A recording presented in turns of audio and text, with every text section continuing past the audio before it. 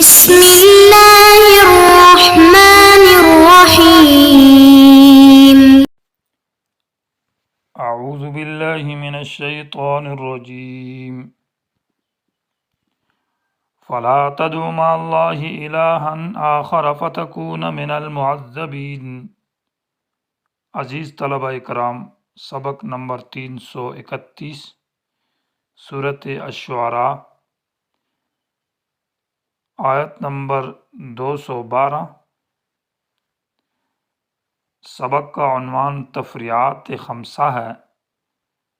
Burma سبقہ۔ گزشتہ سبق کے اوپر سورت کے جو مضامین ہے، وَإِنَّهُ لَتَنزِيلُ رَبِّ الْعَالَمِينَ سے یہ مسئلہ ثابت ہوا کہ نبی علیہ السلام کو تسلی تھی اس صورت کے اندر، اور تسلی کے لیے آپ سے یہ لوگ جو معجزات طلب کرتے ہیں،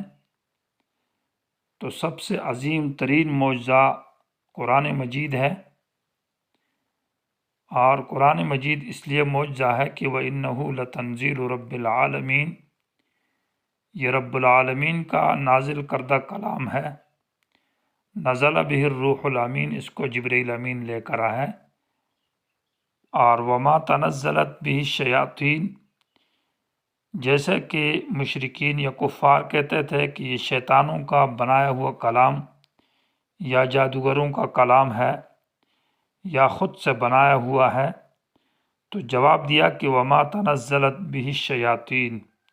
شیطان نہیں لائے، وما ینبغی لہم وما یستطیعون، یہ کلام پاک ہے،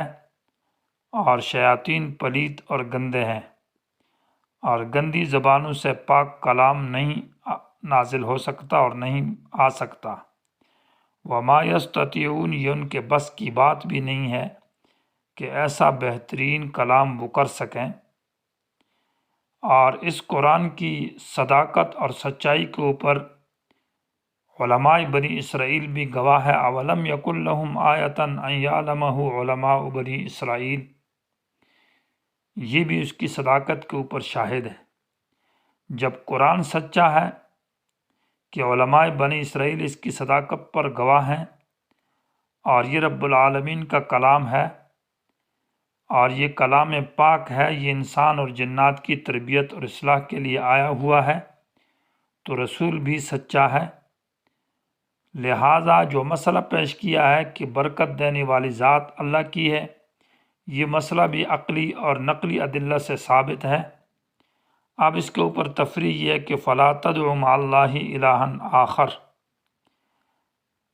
کہ برکت دینے والی ذات اللہ کی ہے، کوئی ولی، کوئی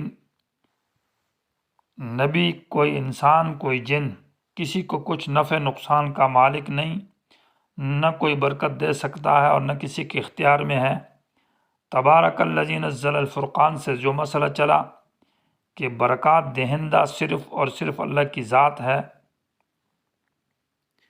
تو حاصل اور تفریع یہ نکلی کہ فلا تدع مع اللہ الہا آخر، نہ مانگ اللہ کے ساتھ کسی اور کو معبود، نہ بنا کسی اور کو برکت دینے والا، نہ سمجھ اللہ کے سوا کسی اور سے برکت نہ مانگ، نہ کسی انسان کے اختیار میں ہے، نہ کسی جن کے اختیار میں ہے، نہ کسی ولی، نہ کسی نبی کے اختیار میں ہے۔ فلا تدع، نہ پکار، مع اللہ، اللہ کے ساتھ، الہا آخر، دوسرے حاجت روا کو، معبود کو،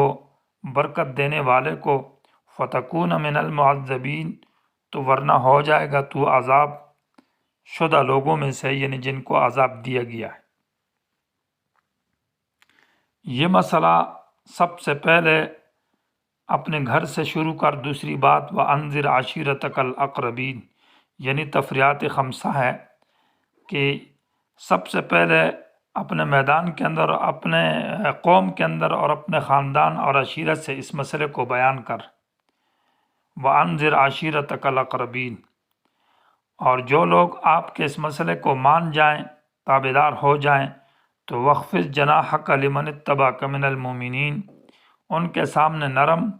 اور جھک جائیں اور عاجزی سے ان کے ساتھ پیش آئیں۔ اور فَإِنْ عَصَوْكَ فَقُلْ إِنِّي بَرِيءٌ مِّمَّا تَعْمَلُونَ، جو نہیں مانتے جو انکار کرتے ہیں تو ان سے اعلان برات کر، اور جو آپ کے خلاف ہوتے ہیں اور دشمن ہو جاتے ہیں اعلان برات کی وجہ سے، آپ کی مخالفت کرتے ہیں تو آپ کے ساتھ دشمنی کریں گے تو ان سے نہ ڈر، اس لیے کہ وتوکل علی العزیز الرحیم، بھروسہ صرف اللہ کی ذات پر کر، دشمن سے نہ ڈر۔ العزیز اس لیے کہ پہلی امتوں میں جب انبیاء علیہ السلام کے دشمن آئے تو اللہ تعالیٰ عزیز تھا ان سے، انبیاء کا بدلہ اللہ تعالیٰ نے دشمنوں سے لیا، وہ العزیز غالب ہے دشمن پر، اور الرحیم اپنے دوستوں پر مہربان ہوا، اس کا غلبہ بھی آپ نے دیکھا اور اس کی رحمت بھی آپ نے دیکھی۔ یہ امور خمسہ المتفرعہ جو 5 امور ہے، یہ ذکر ہے صدق قرآن کے اوپر اور دعوت توحید کے اوپر کہ برکت دینے والی ذات اللہ کی ہے۔ تو فلا تدعو آیات کا ترجمہ یہ ہے کہ نہ پکار اللہ کے ساتھ الہن آخر، دوسرے معبود کو، یعنی حاجت روا برکت دینے والے کو۔ فتکونا، فا کا معنی ہے کہ ان تدعو، اگر تو نے پکارا اللہ کے ساتھ غیر اللہ کو تو تکون من المعذبین، تو ہو جائے گا عذاب دیے ہوئے لوگوں میں سے۔ اور اس مسئلے کے بیان کے لیے سب سے پہلے ابتدا کر وانذر، ڈرا عشیرتک، اپنے خاندان کو، الاقربین، جو قرابت والے ہیں۔ نبی علیہ السلام میدان صفا میں سب کو جمع کر کے ڈرایا تھا اور ہر ایک قوم اور قبیلے کا نام لیا تھا، یا بنی فلاں، یا بنی فلاں، یا قریش، یا الی آخرہ، جو احادیث کے اندر تفصیل موجود ہے، دیکھ لیجیے۔ وخفض معنی جھک جا، نرم کیجیے، یعنی نرم ہو جا، جناح کا، اپنے بازوؤں کو، مراد یہ ہے کہ ان کے ساتھ گزارا کر، مومنین کے ساتھ نرمی کے ساتھ رہے، لمن، ان کے سامنے جھک جا، اتباع کا، کہ پیروی کریں تیری، من المومنین، ایمان لانے والوں میں سے۔ اور فَإِنْ عَصَوْكَ سے مراد یہ ہے کہ اگر وہ تیری نافرمانی کرتے ہیں، شرک کرتے ہیں اور مسئلہ نہیں مانتے تو فقل، پھر کہہ دیجئے کہ انی بریء مما تعملون، بے شک میں بیزار ہوں ان اعمال سے جو تم کرتے ہو۔ جن احادیث کے اندر رسول اللہ صلی اللہ علیہ وسلم نے فرمایا کہ لیس منا من ضرب الخدود وشق الجیوب، نہیں ہے مجھ میں سے، میری امت میں سے وہ شخص جو گریبان پھاڑتا ہے، جو ماتم کرتا ہے، تو اس کا یہی مطلب ہے فقل انی بریء مما تعملون۔ یا جس میں یہ کہا لیسا منا من لم یرحم صغیرنا ولم یوقر کبیرنا، ان احادیث کا یہی مطلب ہے کہ فقل انی بریء مما تعملون۔ وتوکل علی العزیز الرحیم، اور بھروسہ کر اس ذات پر جو غالب ہے، جو مہربان ہے۔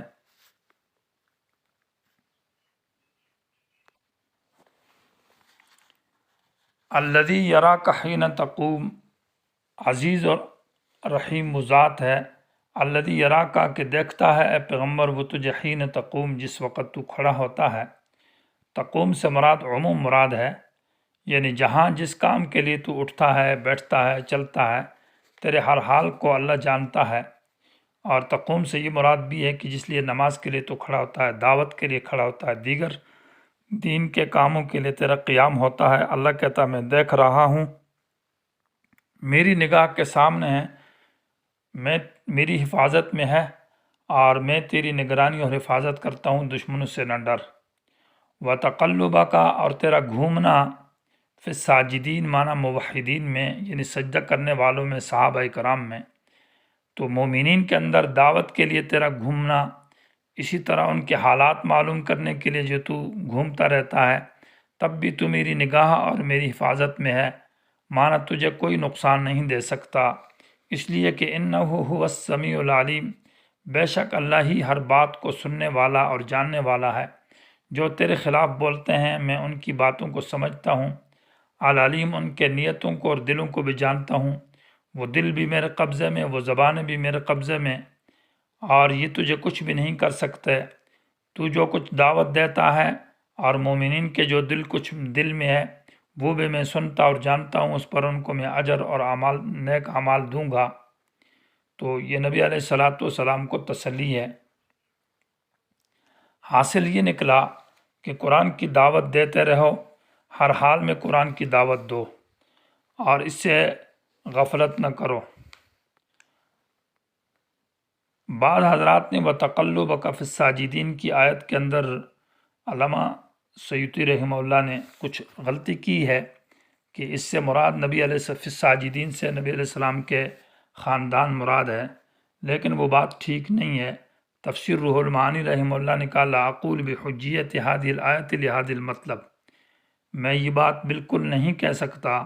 کہ یہ آیت اس مطلب کے لیے ٹھیک ہے،